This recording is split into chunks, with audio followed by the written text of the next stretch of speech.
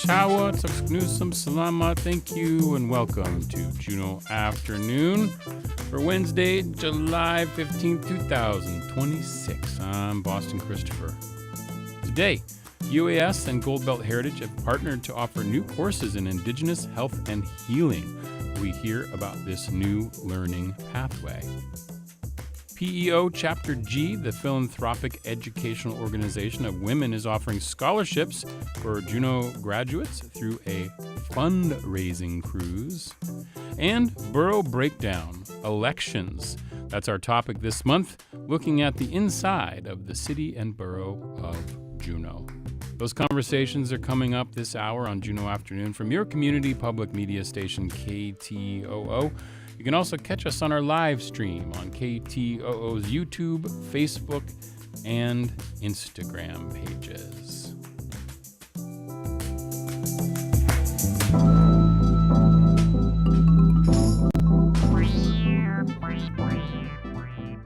Support for Juneau Afternoon comes from Tongass Federal Credit Union, a member-owned financial cooperative offering checking and savings accounts, loans, and digital financial services. In Juneau at 8585 Old Dairy Road in the K Plaza and at tongassfcu.com. Federally insured by NCUA. Support from Hanson Gress, seeking curious people who like technology, network engineering, and customer support.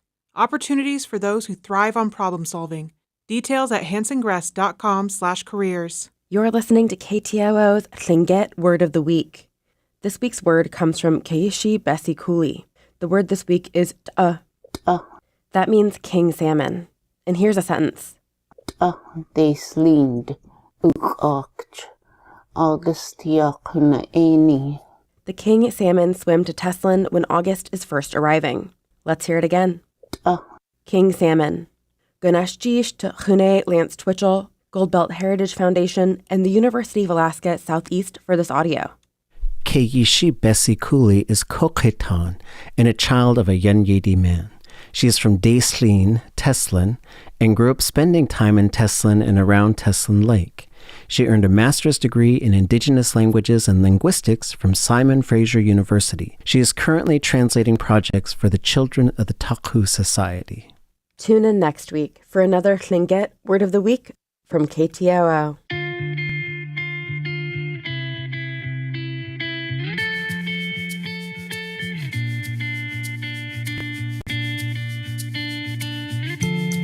You are listening to community-supported Juneau Afternoon on KTOO at 104.3 Juneau, 91.7 Juneau Akbe, and online at ktoo.org.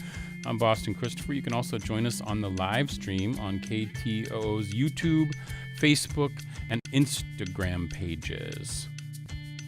In May of 2026, the University of Alaska Southeast and Gold Belt Heritage Foundation announced a partnership to bring a new learning pathway focused on Indigenous health and healing to students and community members, including dual-enrolled high school students. I welcome to the studio now to share more Wendy Scathlua, okay, PhD, and your last name is Todd.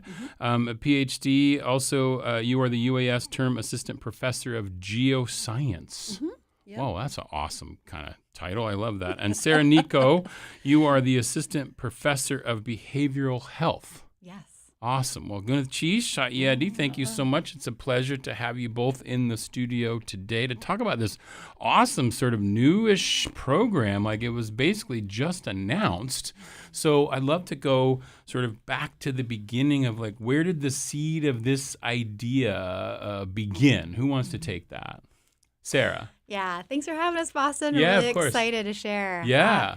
This idea has been in my mind for probably 5 years when I first came to UAS.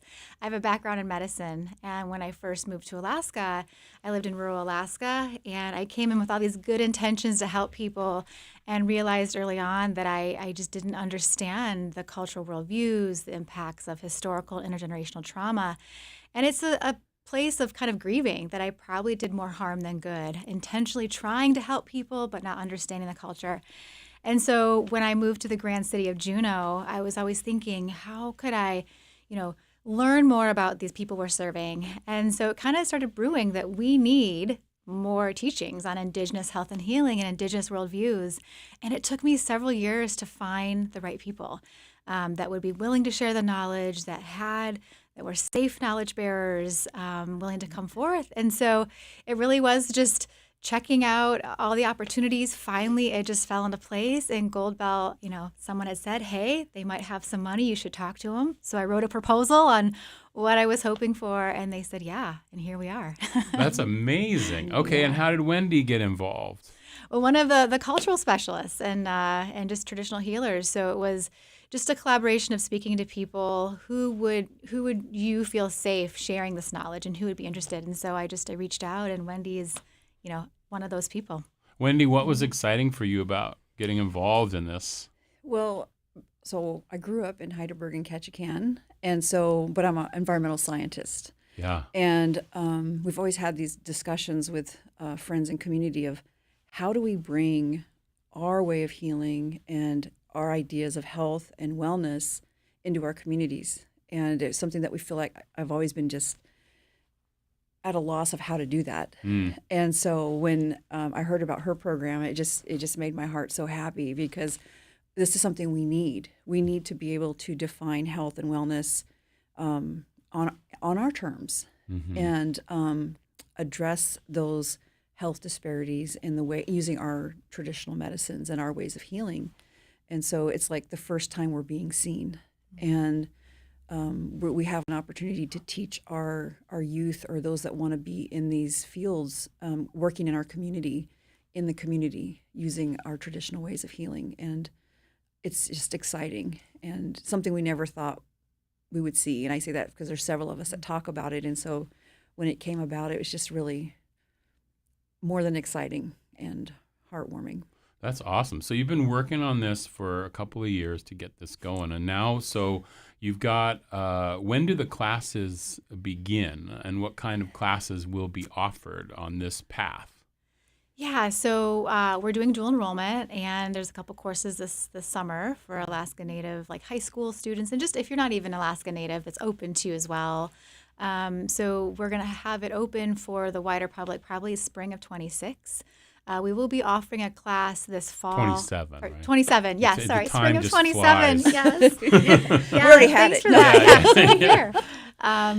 And we do have a class this fall that's American Indian and Alaska Native Healing. It's taught by Mita DeWitt, and that's been, ongoing. But these new courses that we're developing will hopefully continue to be offered to the high school dual enrollment moving forward, and then also to the wider public in fall and spring is the idea, but probably not until spring of 27. And will they be part of a particular program, or is that something that we're building towards? Kind of both, actually. Yeah. So we have two new bachelors, a Bachelor's of Arts and Science in Integrative Behavior Health. It's a very holistic body, mind, spirit program.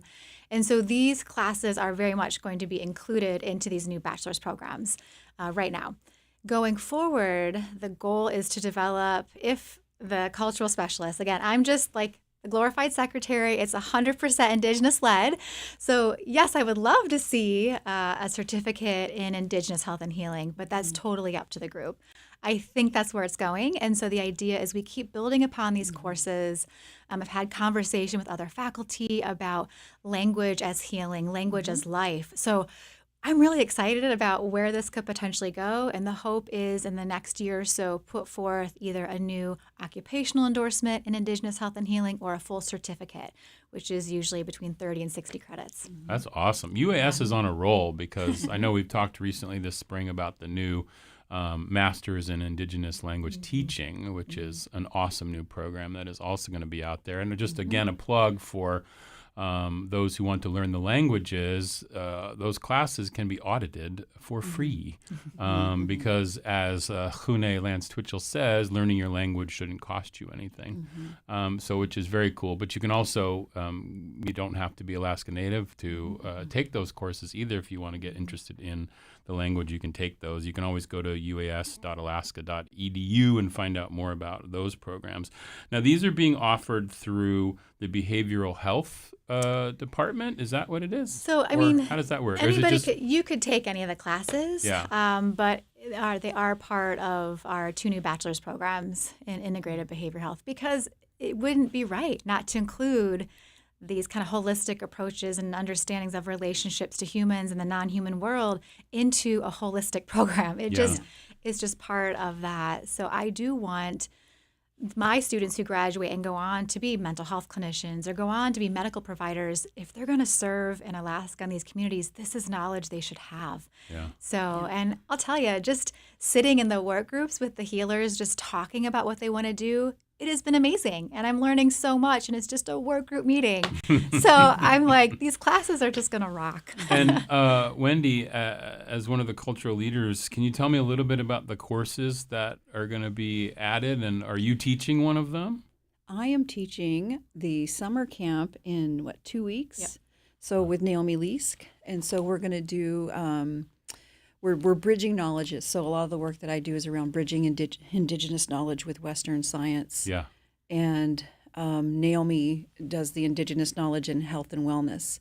And so we're coming together from these 2 different viewpoints, and we're going to build an earth oven and talk about the science of the rocks. We're going to look at plants, and then again, go look at the plant leaves under the microscope to look at the structure of traditional plants. Yeah. And then they'll draw those plants, but they'll also draw them using form lines. So tying in art, tying in language. It's going to be, talking about the traditional foods and how they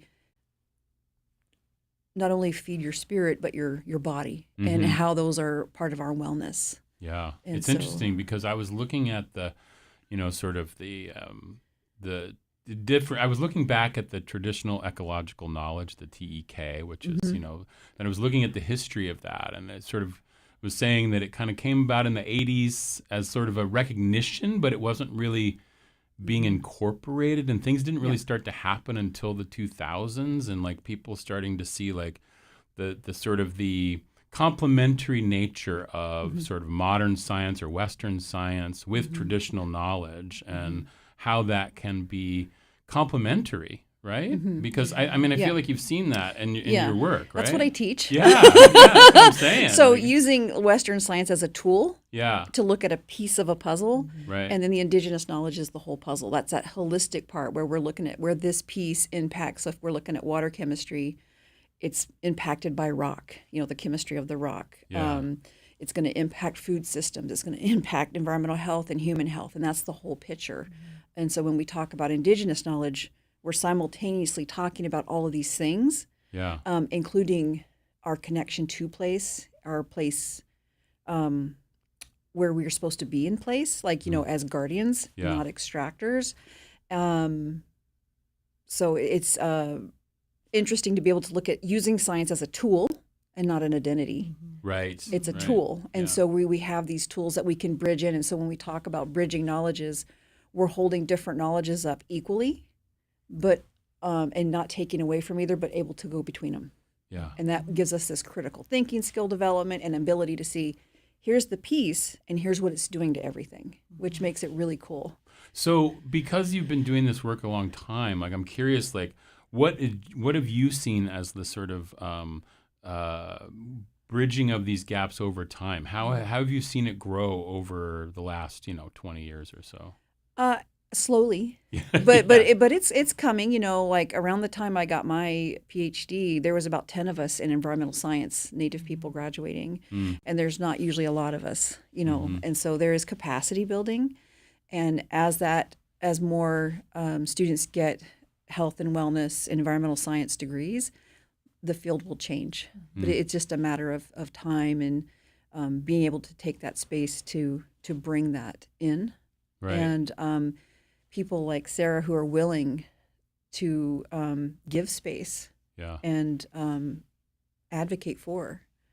When you were, I'm curious about what led you into sort of getting your PhD in geoscience? How did that come about? What was it because obviously you're from Southeast. And Yeah. I was in Portland for a while, and I was a lab manager in an astrobiology lab, and just wanted to go get a master's degree and come back, and ended up getting a PhD. And on that journey that's when I started bridging in traditional knowledge. So I'd go home to Heidelberg and bring in what I knew and work with the elders to figure out how to do it respectfully. Because I came in wanting to teach them about space science, and that's not what they needed. I needed to learn to listen to what the need was, and then start learning through that process. And so learning to bridge in cultural values, learning to bridge in our language, and how to ask permission to use stories. It was just a learning journey for me, and I'm still on it. But it takes, you have to recognize your own humility and intellectual humility of like, we don't know everything. And the best intentions may cause harm. And so being able to accept that, ask, apologize and try again. And so it's been my journey to be able to have a space where Indigenous students can come in and learn science and see themselves in it and see themselves as that Indigenous scientist as well. My elders told me to say, I'm an observer of the world. I'm a Haida scientist. And so, and recognizing that science is not an identity, it's a tool. Yeah. And so being able to bring it that way and learn that has been profound for me and hopefully for the students that I work with. Wow. And Sarah, what's the hope for the students? I know you said dual enrollment, so like people who are in high school can take these courses, which is very cool. You have a summer program happening. I think our KTO News intern, actually, who we're going to be talking to tomorrow on the show, Elon Chappelle, he's going to be... Yeah, I'm about to go mentor him. He's going to be taking this class this summer, which is very kind of cool. And so you hope that people can get involved, and are you hoping to just sort of open the minds of these younger students to see, as Wendy's saying, that this is a possibility, Yeah, that they see themselves, like Wendy was talking about, in these careers as the healthcare providers, as the therapists, as the scientists, and also just to broaden and deepen our community's knowledge of health and healing. It's not just for one person, it's to really expand our worldviews and our approaches, to meet people where they are with their own understandings, and to be curious with one another and to partner together. I think it's really rich, So my hope is that it's really for everyone. I mean, if you're going to live in this state especially, I think it's just kind of your obligation and your duty to learn what's being appropriate to learn and to share. A big part of this was not to exploit any knowledge. I mean, I'm not Indigenous, but I did see, I wish I would have had this when I moved to Alaska. I didn't know. And so I think this program is for people like me who are going to come and serve and work amongst their Indigenous, friends and community, for people that are already Indigenous and walk into worlds that want to learn more about their cultural values. And it's just a way to lift up, and validate really that these things work and they do heal. And let's just kind of share it. I love it. I love that the program's coming together. I love that it's starting. Yeah. So look for courses for your high school students this summer, as well as next spring, right? In spring of 2027. Yep. And where on the website, uas.alaska.edu, do we look for a specific department, or where can we learn more? Yeah, you could certainly, reach out to our registrar's office if you want to take one of the fall courses. It's BHS 375, and it's American Indian and Alaska Native Healing. That's already running this fall. And then in the spring, we'll have probably under BHS Behavioral Health Sciences as well. So you can reach out to the registrar. Awesome. That's so cool. Sarah, Wendy, thank you so much for coming in today. Hawa Gunachish for being here and telling us about this awesome new program out at UAS. It's Indigenous Health and Healing. You can learn more at uas.alaska.edu. And I thought it was appropriate for today to end the segment with the song from Sunny Porch. They have a song off their new album, The Sounds of This Place, and it's called Traditional Ecological Knowledge, or TEK. Here's Sunny Porch on Juneau Afternoon from KTOO.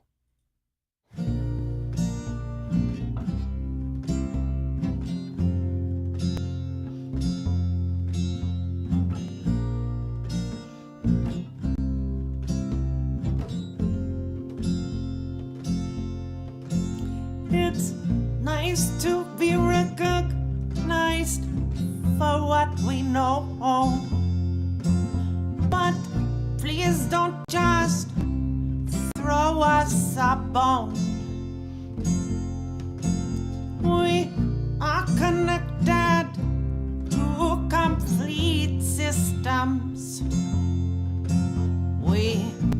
hide ourselves from our home. Our knowledge it comes from completeness, the completeness of being on the land, a land that has not yet been broken at the hands of greedy humans. Our data set cannot recreate what's been broken. The facts won't make us whole again. What we have already is so perfect. Come back to the land. Our knowledge that comes from completeness, the completeness of being on the land. A land that has so much to teach us. If we would only stop and listen. Tech is not just anecdotal or quaint. Our traditions plug us directly into place. Ecologies that are functioning and alive. What a pleasure to be in this kind of space. Our knowledge it comes from completeness, the completeness of being on the land. A land that has not yet been broken at the hands of greedy humans. Our knowledge it comes from completeness, the completeness of being on the land. That's a little Sunny Porch from their album, The Sounds of This Place. You can find that on all the streaming platforms. Self-produced album from our local group, Sunny Porch. This is Juneau Afternoon from your listener-supported public media station, KTOO. I'm your host, Boston Christopher. P.E.O. Chapter G, Juneau, is a philanthropic educational organization for women whose mission is where women motivate, educate, and celebrate women. It's an international organization with 3 chapters here in the state of Alaska, including Chapter G right here in Juneau. And next Thursday, July 23rd, they are hosting a fundraising cruise with funds used for scholarships for Juneau High School graduates. And I have 2 members of P.E.O. Chapter G Juneau in the studio with me now to talk a little bit more about it. I have Ellen Cook in the studio. Gunchish, how are you today, Ellen? I'm doing great, Boston. Thank you. Excellent. And I also have Amanda Ryder. Gunchish for being here. How are you? I'm doing very well. Thank you so much for having us. Of course. Excellent. So first of all, let's talk about what is P.E.O. Chapter G. Who wants to tell me a little bit about the organization as a whole? Amanda. Thank you so much. I thought you did a great job of stating our mission of motivating, educating, and celebrating women. Thank you very much. This P.E.O. is actually 150 years old. It was to promote educational opportunities for women, and there certainly weren't many back then. 150 years. So we're going back to like 1800 and something. Yes. Wow. And so this is the long-standing organization. PEO has provided more than 462 million of financial assistance to more than 129,000 women over the years. So it's really wonderful knowing that, especially with the cost of college, we're helping people offset some of those costs in promoting and helping them achieve their goals. For example, this year we were able to provide 5 scholarships to Juneau women.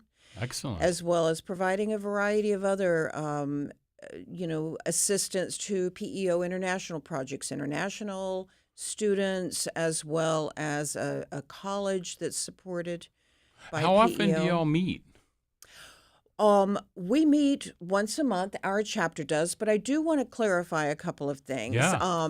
There are multiple chapters around, the U.S. and Canada's international, and there are 18 chapters in the state of Alaska. Oh, I thought there was only But 3. there are 3 in Juneau.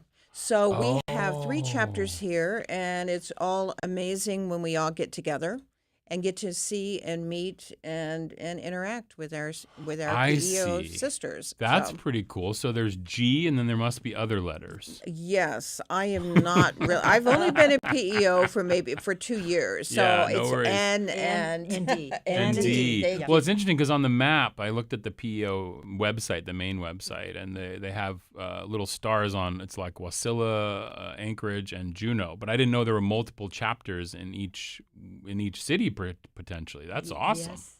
That's pretty Yes. great. Okay, that's cool. So we have 3 chapters. So for those who may not know what PEO is, I'm just curious. I'm just trying to get people to understand that. So it seems like it's like almost a Rotary or something, but it's specifically for women.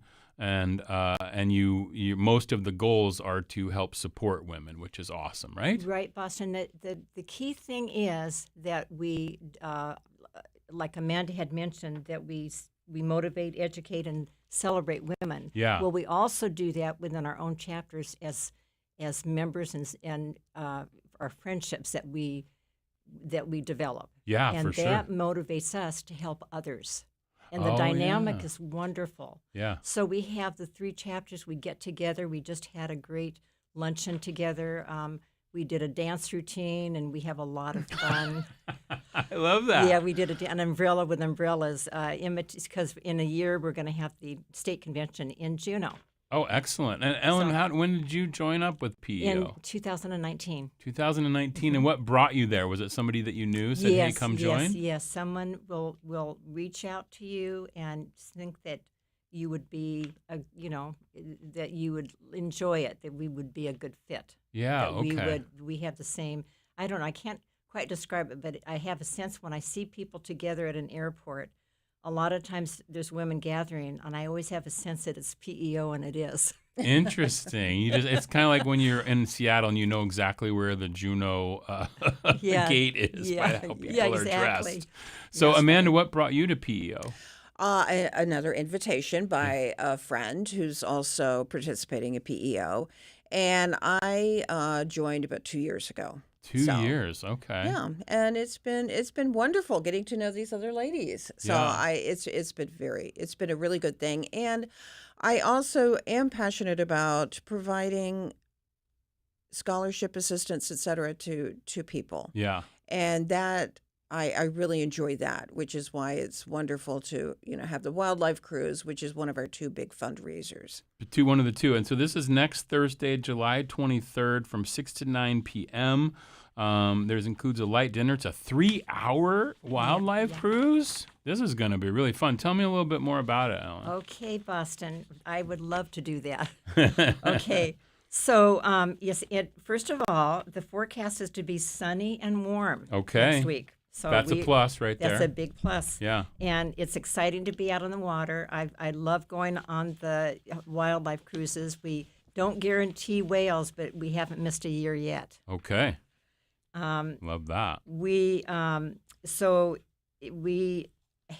on the cruise, we're going to have a light dinner, and we beverages are paid separately. I mean, you pay your own drinks and so forth. But we have a light, wonderful dinner, and the price is $120 a person, Okay. which is a great deal for. And the other thing is that we wanted to, if people wanted to know, the location is at the Statter Harbor ramp, and it's in the new section. It's where the pavilion is, the larger area. But a lot of times people go to the harbor master's, dock. Oh, sure. Yeah, so we just distinguish it. It's going to be at the commercial, Statter Harbor commercial dock or Okay. ramp. And then the parking is in the big parking lot at Enoch Bay. Okay. So that's where the parking would be. And so parking is paid parking, so they would want to consider, to make the parking arrangements. And the other thing is that we're going to have 3 of our 5 scholarship recipients, our high school seniors that graduated, and they're going to be on the boat as our guests with their mothers. So that's so cool. So we're going to introduce them, and they'll be taking part in the wildlife cruise.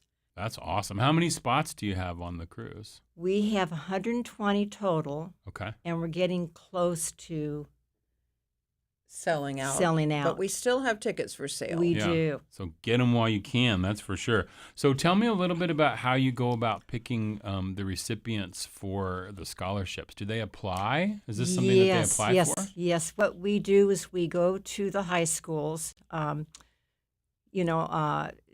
home bridge, it's basically through Juneau Douglas High School, and the teachers and career counselors there will help us, talk to put out the word that we're offering whatever number of scholarships. Every year is a little bit different. Sure. And the amounts are different. We kind of have flexibility. This is the first year we've had a scholarship called the Potential Promise, and it's for women, seniors who might have some obstacles in their life or struggling or whatever, and we want to help them. So we have these 5 scholarships, and so the applications, we just want to make sure that young women who are looking for next year, they know that there's opportunities, there's potential for if they want to go into vocational training, for post-secondary, and we're open. We want to make them feel welcome to apply. A little more accessible for everyone, Yes. not just those with the 4.0, right? You've got it. That's exactly right. That's right. Yeah. So you can find out more about that on your website. Is that the best place to find out more about the scholarship? Yeah, the scholarships actually are through our chapter, and we have in the fall we will go to the high school. Oh, you'll go in the schools and talk. Right. And, awesome. And usually it's people. Then they have what they have, Boston, is on the website for JDHS. They have a scholarship site, and they can see the applications. We put the information for our scholarships on that website. I see. That's how they initially find out. And I think this coming year, it'll be in December, we'll start putting up our Chapter G, scholarship. Okay, great. And I want to mention, if you do want to go on the cruise, you can call Ellen at 7. And let me. Huh. Yes. Yeah. Let me give. Yes. Go ahead. Yeah. If you want to give all the numbers, go. I was just about to do it, but if you want to do it, Ellen, I'm happy to have you do it. Either one, Boston. It doesn't matter. Yeah. Go ahead. Okay. So how do you buy tickets? You call Joyce Smith for cash or check tickets, and you will get a ticket, physical ticket, and she will help arrange that. Joyce Smith, her number is 907-209-8029 or 780-6676. If you would like to pay by Square online, you can call me, Ellen Cook, at 907-723-3263. When I can help you with either one if you're unable to get one of us by phone. That's why we have the 3 numbers. I see. Okay. So if you want to purchase tickets online, I think that your K2, do you have the the poster up on your... I have it on the stream here. There's a QR code. I'll also post that on the webpage for this episode. Okay. And you can hit the QR codes are all the rage. You can hit that. It'll take you right to the place where you can find out more. That's all they have to do. It'll take them right to the payment link. Yeah, right Boston. Awesome. That's cool. This is really fun. I'm so excited that you gave out 5 recipients this year. That's so cool. And they're all about to go into college, right? That's cool. And you're going to be able to meet 3 of them along with moms, which is cool, on the cruise next Thursday, July 23rd. And if people are listening and they want to become a member of P.E.O., how would they do that? Can they also call you? Yeah, of course. I'll be ready. Call you and find out? Yeah. Because that's it's a great organization that maybe not everybody knows about. How many members are in Chapter G? Do you know? Yes, there is 41. 41. 41. And there's 3 chapters. And are they by location in town, or can you just join whichever? They're different times. They have different times. Yeah, okay. they have a different schedule. Sometimes our meetings start at 2 o'clock. It starts at 1 for social hour, but the other chapters are like in the evening, and then another one I believe is in the afternoon. Or there's 3 different times, Boston, I believe. I see. And they might feel more comfortable at nighttime. They have their work day commitments. Yeah, exactly. Yeah. Okay, cool. Well, I'm so glad to hear about this. Thank you again for coming in and telling us about it. Amanda Ryder, Ellen Cook from P.E.O. Chapter G. And hop on the cruise next Thursday night, July 23rd. You can find out more. Do you guys have a Facebook page? No, we don't. No, you don't have a Facebook page. I love it. Grassroots. I love it. There is a PEOinternational.org website. You can go and you can put in Juneau and you can find out everything about the local or the organization overall. So that's really cool. Thank you so much. Yeah, Boston, I have one thing. If as far as the tickets, if they do want to buy the tickets, at the boat, the marine Allen Marine vessel leaves promptly at 6 p.m. and they should be at the boat ramp by 5:15. Don't be late. One other thing, if you are too busy, you can't go on the cruise, etc., you can also just donate any amount that you want, and you can call Ellen for the link to be able to donate. Excellent. Okay, call Ellen at 723-3263. And we have a QR code for that as well. I love it. Thank you so much for being here, both of you. Ellen, Amanda, it was a pleasure. Thank you so much. Thank you, Boston, for the time. This is Juneau Afternoon on KTOO. Support for Juneau Afternoon comes from Heritage Coffee Roasting Company, providing Juneau with locally roasted coffee for over 40 years, with cafes and drive-through locations throughout Juneau. More at heritagecoffee.com. Support for Juneau Afternoon comes from Emil Mackey at Country Financial, offering insurance for home, auto, and business, and life insurance to protect your family in case of death. Located in the Juneau Nugget Mall. More information can be found online or by calling 907-500-7017. I'm Dr. Anthony Lazarowitz, and this is Climate Connections. A new paint job on your house could be an opportunity to make your home look and feel a little cooler. So-called cool exterior walls are coated with paints or other materials that efficiently reflect the sun's rays and emit heat that's been absorbed. The material stays cooler in the sun, and this helps to cool the outdoor air around the exterior wall, as well as reduce the amount of solar heat gain into the building. Audrey McGarrell is with the Cool Roof Rating Council. The nonprofit tests how roofing materials and exterior paints and finishes perform as cool surfaces. Light colors naturally reflect more visible sunlight, so many cool wall products are white. But cool walls come in darker colors too. Some paints are made with special pigments that reflect the sun's near-infrared radiation, which is invisible but transmits heat. Those paints do cost more, but McGarrell says the investment often pays off over time because cool walls help cut air conditioning costs. So she suggests people in warm climates consider cool walls when it's time to repaint. Thinking about how comfortable and energy efficient your home is going to be 10, 15, 20 years down the road, it's important to consider all aspects of resilience to heat. Climate Connections is produced by the Yale Center for Environmental Communication. To learn more about climate change, visit climateconnections.org.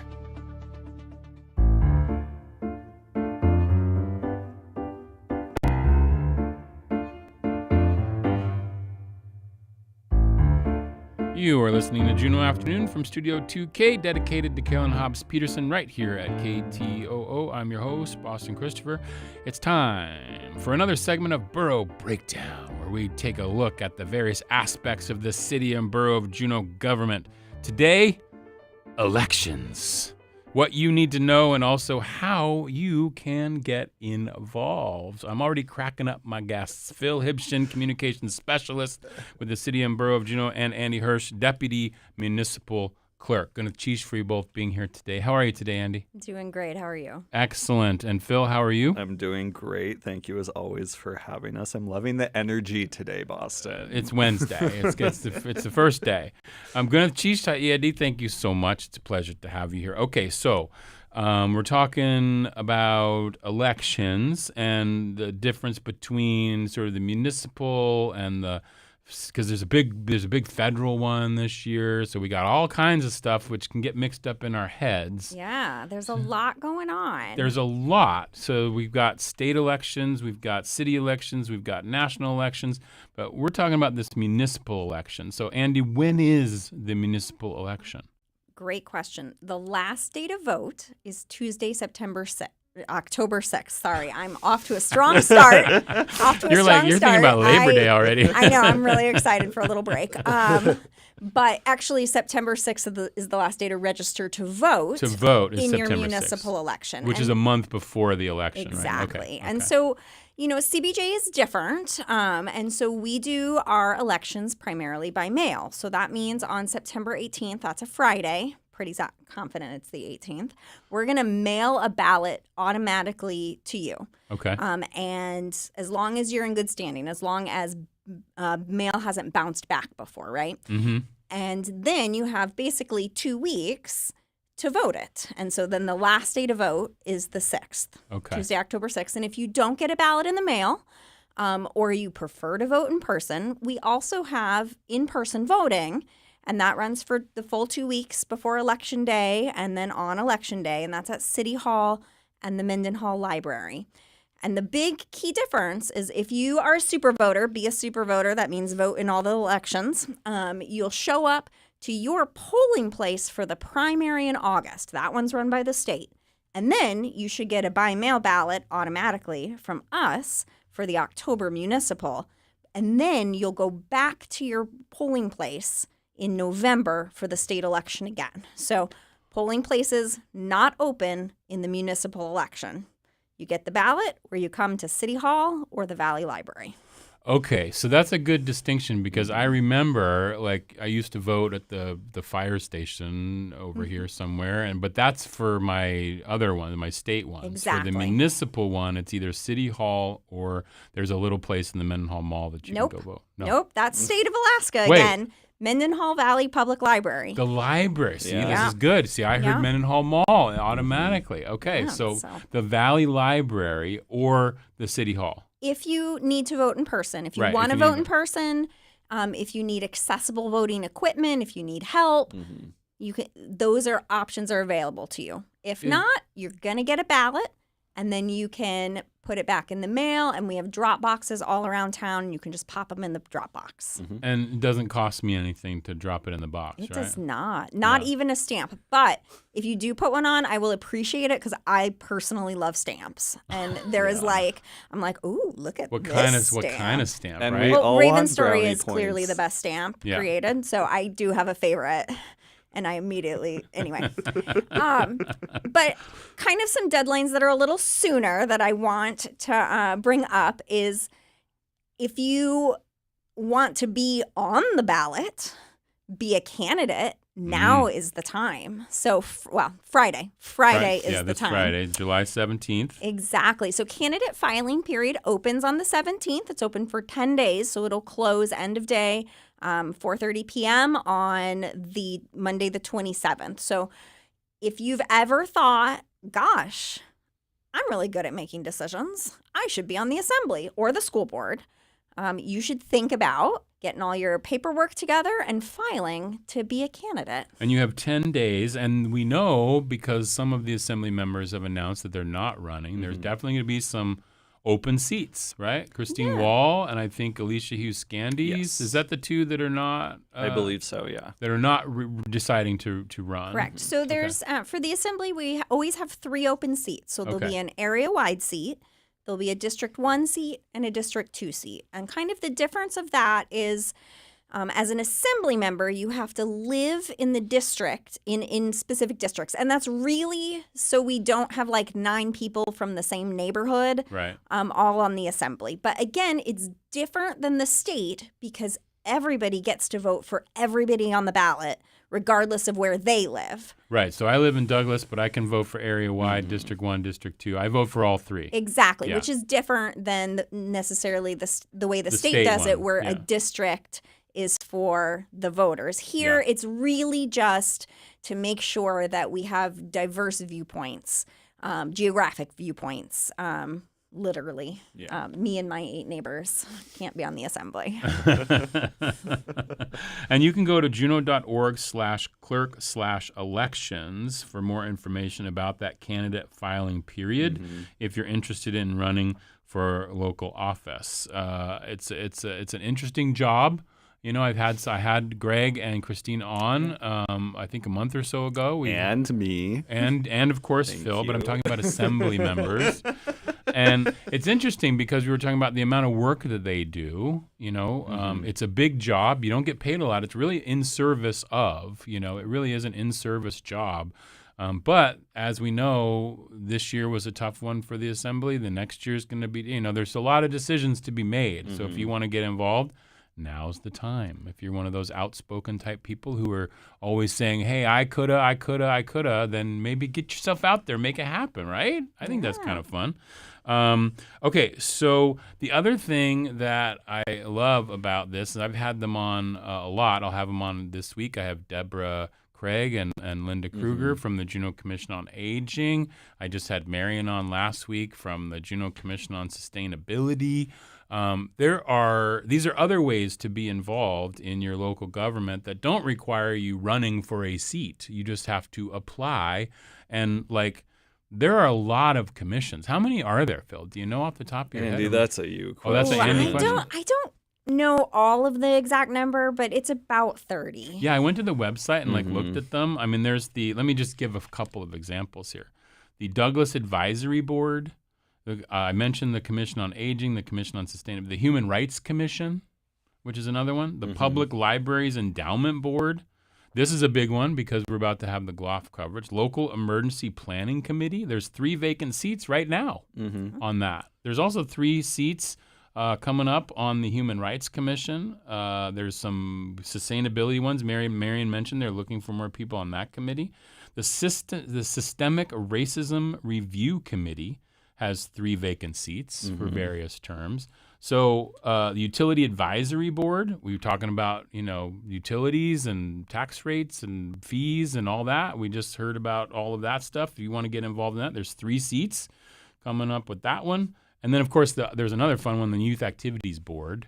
That's a big one. Is that where you are? I'm not on it currently. I have been on it in the past, and I can confirm very heartwarming. Very fun, right? That one seems like a really cool one to be on. I mean, all of them are interesting. What does that board do? Yeah, what do you do? Thank you so much for asking, Andy, Boston. It's a really cool board that is in charge of disseminating money from the city to all the different youth activity groups in Juneau. So CBJ, the assembly, each year says, okay, Youth Activities Board, you have X amount of dollars to re-grant out to all these people so that they can do their activities and have all this cool content for the youth in our community.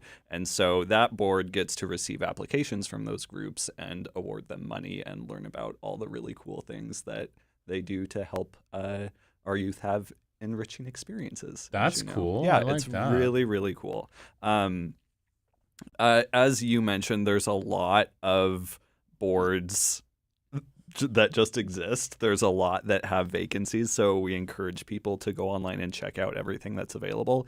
Even if the board you're interested in serving on is full, you can still apply for it, and that application will kind of stay on retainer until there is an opening, and then you will be contacted by the clerk's office. And Andy, what kind of things, qualifications, background do I have to be on one of these advisory boards? Well, you have to live in Juneau and you have to care about the community. And that's really about it. Some boards have specific rules. So the Youth Activities Board does have at least one seat for a youth, right? You have to be 16 to 18, I 18 to so. 20, something like that. For the Douglas Advisory Board, some seats are reserved for Douglas residents, right? So Imagine. There's a couple of seats that not everybody in the community can fill, but almost all of them are really just open to people who care about what's going on or that issue or are experts. And then a lot of these boards provide recommendations up to the assembly because they are the people who are experts on it. Or not experts, and they just learn. That's true, yeah. It's interesting because I was talking to Marion about the Commission on Sustainability. Like, she's a musician. But I was like, what got you interested in that? She said, well, there's a bunch of scientists on that board. There's a lot of different people on the Sustainability Board and or the Advisory Committee, sorry. It's very interesting, but to get all the different viewpoints from the various different folks. And I was going to say, Andy, does it feel like if, let's say I wanted to run for assembly, but I'm a little shy and I don't know much about government, is like sitting on an advisory committee like a good place to start? It's a great place to start. Yeah. Of course, you can, still file and run for assembly without having been on a board, just to be clear. Right. But being on a board can really help learn things like Robert's Rules of Order and like the process of how we do public meetings. And you have to speak in public, right? All of these public meetings are public. And all assembly meetings are public. And so being able to talk in a group and talk to people while people are watching you is a really nice skill to develop. And you mentioned that on the Youth Advisory Board, there's one student who's 16 to 18. Is there age requirements for advisory committees? Do you have to be a certain age? I don't think so. Juneau Commission on Aging has a couple seats that are dedicated for older folks. Yeah. But I think anybody who is like really passionate, can. And for assembly, is there an age for the assembly? There is. You have to be 18 because you have to be a registered voter. Okay, got to be a registered voter for 18. Because there's a couple young people on the assembly, right? Yeah, so we do have an assembly member who I believe was elected at 23 or 24. Okay, that's a question mark. Question? In their young 20s. Yeah. So we have a wide variety of different ages on the assembly and the school board. And but you do have to be 18. And I remember in the past we used to have there was like a workshop, like how to run for a local office. That didn't happen this year, I don't think. It didn't, but we still have the toolkit. We updated, so the clerk's office has kind of put on this workshop every year, and we felt maybe for the last couple of years, we've been getting fewer and fewer people, and so maybe we had saturated the market a little bit, and so I think we're going to bring it back again next year, give it a little break. But we have a toolkit on our website, which is juneau.org/clerk/elections, or you can just Google CBJ elections and you'll get there as well. That kind of really goes through what it's like to be on the assembly, what forms do you need to fill out, what are the APOC requirements. APOC is Alaska Public Offices Commission, so they're the people where if you're going to bring money in, you have to report to them who donated money to you and how you spent it, which is part of campaigning. And so we have a whole bunch of resources on our website for folks who are interested. And isn't one of them because I think sometimes people think, I have to run means I have to spend a lot of money and things like that. But do you have like sort of some information on that too in the packet? There's a little bit of information on that. That part was put together by the League of Women Voters. So I will just say at the clerk's office, we kind of draw a line. We don't do much with campaigns or campaigning. Okay. So if you have questions on that, I'm not really the person to ask. Okay. You're like logistics and how you actually do the thing. Right. Like once you can file with us, woohoo, that's great. And then we love it. And then we also, run the election, so we do stay away from campaigns. Juneau.gov/clerk. You can find all the information. You can talk to Andy, give her a call.